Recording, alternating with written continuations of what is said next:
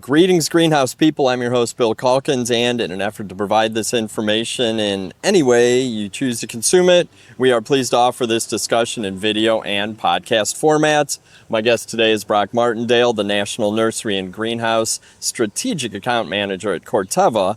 And Broch grew up in a greenhouse. He studied greenhouse production at The Ohio State University. He and his wife currently operate a greenhouse in Indiana, supplying cut flowers and fresh flowers locally. So Broch has a lot of hands-on and greenhouse experience, but he also has a lot of research experience and experience working with growers of all shapes and sizes and skill levels to produce high-quality crops. We are actually here in the gardens in Ball. It's pretty nice here, isn't it? It is pretty cool, yeah. A little warm. Yes, it's warm. A little bit warm today, but we're surrounded by thousands probably of beautiful flowers, maybe millions, maybe not. But what we don't have a lot in the gardens, but is our topic for today, are weeds. Yeah. And I know that because our team here at Ball who works in the gardens have done a meticulous job getting these beds ready. You had a chance to walk around, Yeah, right? I did, absolutely. What'd you think? I thought they looked fantastic. Yeah. Awesome. Well, we're gonna knock this podcast out so we can get out and walk around the gardens a little bit more. And we are gonna talk about weed control and prevention in perennial production, or any kind of greenhouse nursery production. And that's gonna be our topic for today. But we're about 10 days post-cultivate. Yeah. And the industry always talks about what you see and hear. Yep. Anything you saw at the event this year that you thought was cool or inspirational? I think some of the automation things that are coming to the industry, I saw some robots that are starting to move plant material around. They've even outfitted them with sprayers, and so you can kind of have autonomous sprayers in your facilities. So overall, I think tech is going to be something we're going to continue to see at Cultivate. Sure. The other side of Cultivate is the energy level. I mean, anytime you've just gotten through with a busy season and you get that many people still excited about our industry, that's really cool to see. Well, and I think growers, for the most part, had really good years. Yep. I mean, there was some regional differences, certainly. as always. Certainly, consumers are excited about our products. So, absolutely. and bringing those products to market is kind of our mission here at Tech on Demand. So we're going to talk about bringing perennials to market and eliminating some of the pain points that come with weeds in perennial beds and perennial production. As we sit here, the team here has been working really hard. A lot of greenhouse and nurseries have been working really hard this time of year, but we're going to try to help them work smarter by using some pre-emergence herbicides. So why did you want to talk about this? What's the inspiration for this topic? So if you go back in a number of years, I love perennials. It's really just almost a passion of mine. And so I recognized that a lot of times the perennial cycle, while we love our quick turn perennials, we also notice there's several perennials that really do better from that bulking up, planting in the summer or early fall, and then overwintering them for next season sales. And the challenge with that are the weeds at times. And so really, I've had a lot of experience in this space, and I get a lot of questions from folks about this as well. Sure. And really just trying to help think about reducing labor. Right. That's what it does come down to, I think. And that's really good, and I appreciate you setting the stage. And I did sort of feign ignorance about weed control and production or prevention, but I do know how big of a challenge this is for growers. And there are a lot of ways to kind of skin that cat. Yeah, there is. And a lot of products to choose from, which I think is a big part of the questions. And as we get into the meat of this discussion, why don't we talk about how herbicides are selected? Because I got to believe there are specific products for different situations and probably some go-tos for controlling multiple weed species as well. Yeah, so I think it's really important for growers to be able, think about all the different things that are sold in the industry underneath the term perennials. Right. There's a lot, and so you're really looking for products that have broad spectrum crops they've been tested on, crop safety. So that's a really big one. That's probably what I would start with is number one when selecting a product is, does it actually work on the crops that I'm growing?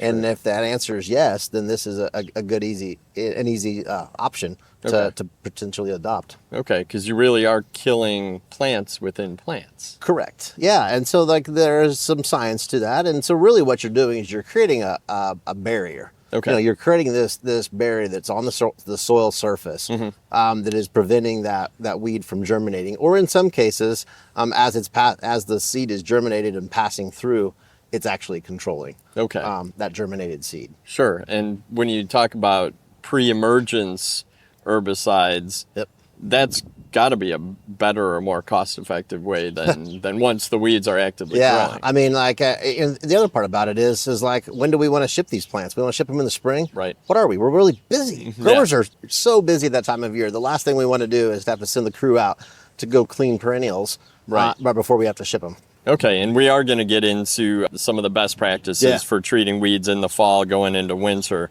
But when weeds get out of control when temperatures rise. I'm kind of dreading going home and looking at my own gardens. I've been traveling a lot, and I got to believe some of them are probably knee-high. Controlling the cool season and winter weeds is a huge piece of this puzzle.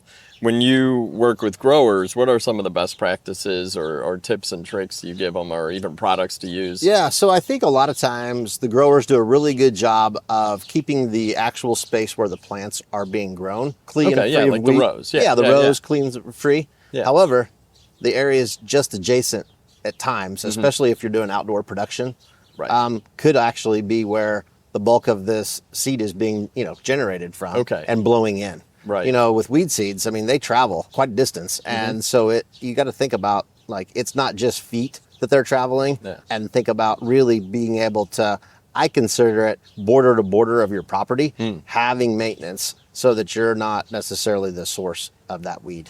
On your property. You've cleared your space, you've laid down weed cloth or ground cloth of some sort, but the weeds just outside of that are growing like a jungle. That's where the seeds are coming from. Correct. Yeah. And if you think about some weeds, we're talking about over 10,000 seeds per plant. So one weed that just gets left is obviously going to, take off and cause some problems down the road. What are some of the main weeds that we worry about in perennial? I mean, I think about a few things that are. I mean, we get a little bit of mare's tail that kind of wreaks havoc, and the reason why that's a problem is because it's really long taproot. And it's hard to get it out, and you really do some destruction getting it pulled. But other things that are challenging are like spurges and oxalis. Those are really challenging, and I would also say bittercress. So kind of a wide range, both some summer and some cool season. Again, I think all those kind of have, different why that makes them challenging. Sometimes because they're really small. Like, as one issue. But others like mare's tail, it's just really tough to get it out of the pot without destroying the plant. Yeah, that makes sense. And you are a really good resource in all this experience. How about some general best practices for weed control in a nursery? Like, what should folks have on their to-do list to start tackling these? And then we'll talk about some of the products they can use. Absolutely. So I think you actually have a couple of different opportunities when it comes to weed control and what you choose to do. And so you kind of hit about it just a little bit, but people have, the ground cloth. And so there are some people that even though you have ground cloth, typically it's not brand new. And so there's holes in it. And so weeds can still penetrate that. And so we still have a fair amount of growers who treat that, what they call the bare ground, underneath the crop one way. And some of those products that are available that really do a really good job really last almost the season long control with that one application. So that's fantastic. Downside to that product is it maybe be a little bit narrow spectrum on crop safety. So it does a good job because it's not touching the crop. It's below it.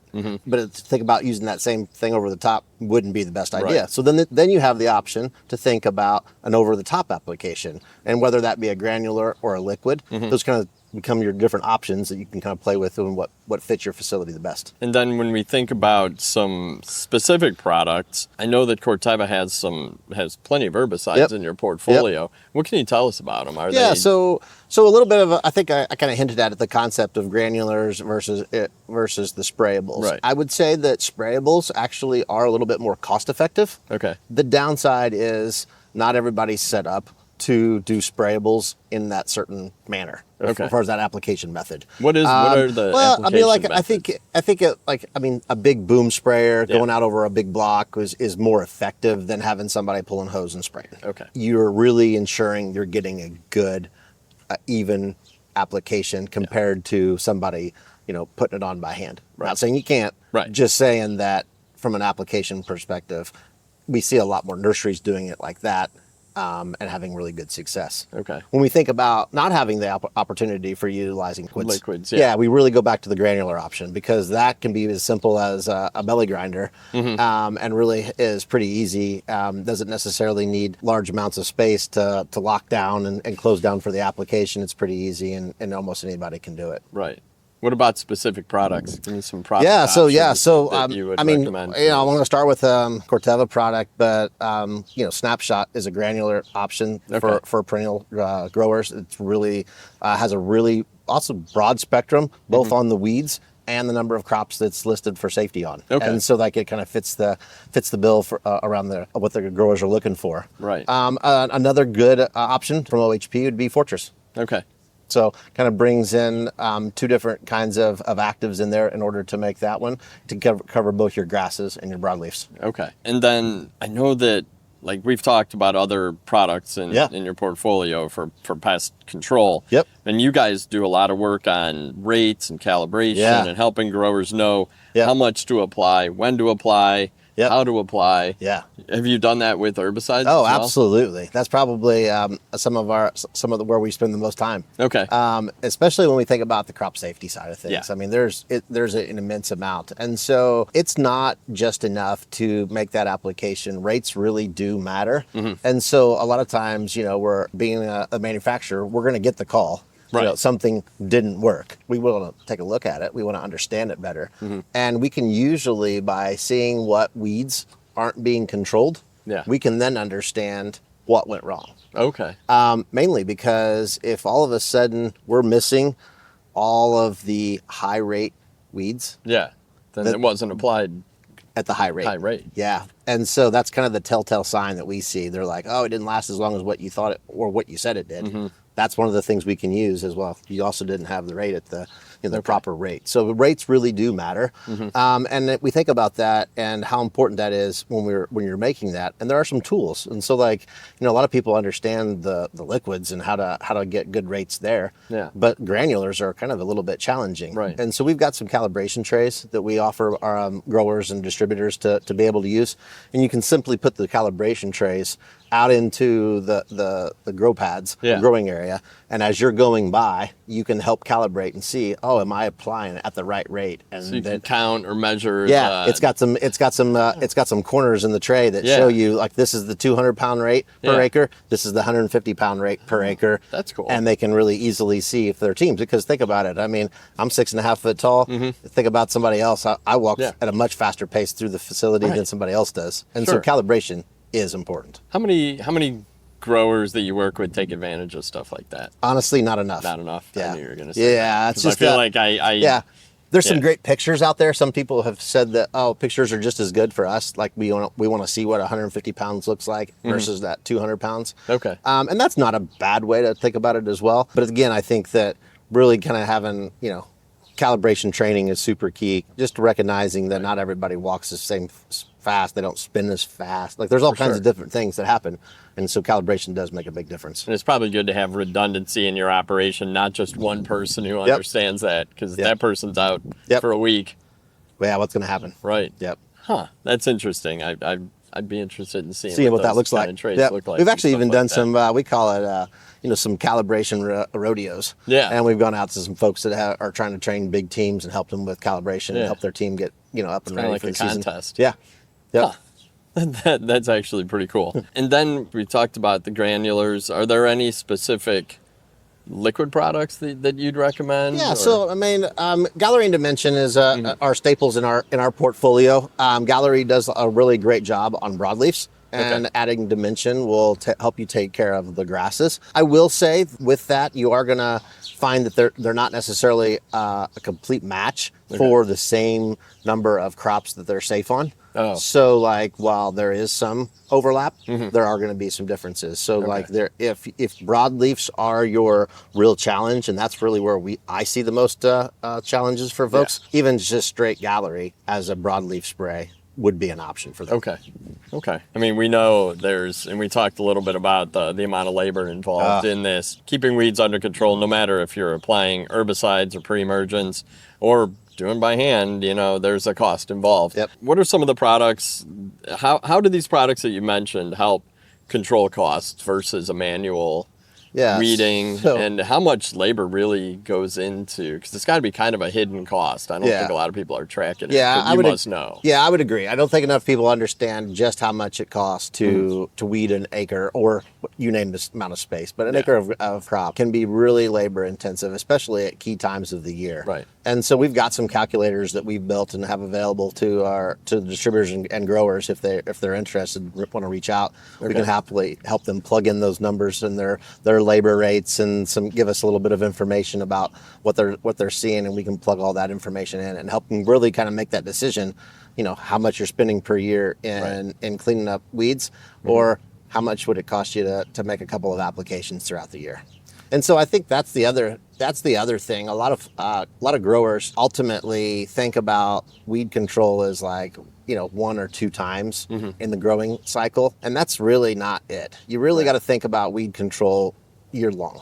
Is a year-long thing. Now, I will say my southern growers all think about weeds all year long without a problem. Sure. But again, in the north, they got to think about those warm days. One sunny day in a hoop house or in a cold frame, and all of a sudden you're going to start the clock on that weed seed germination. Yeah. And so thinking about having the late season applications is absolutely key to being able to control weeds throughout the season. When we talk about late season, what is that time frame? Yeah, so there's going to be some verbiage on the labels. So again, and then I'm going to speak very generally, but on the back of most labels, there are some verbiage about some potential restrictions about having herbicide used under cover.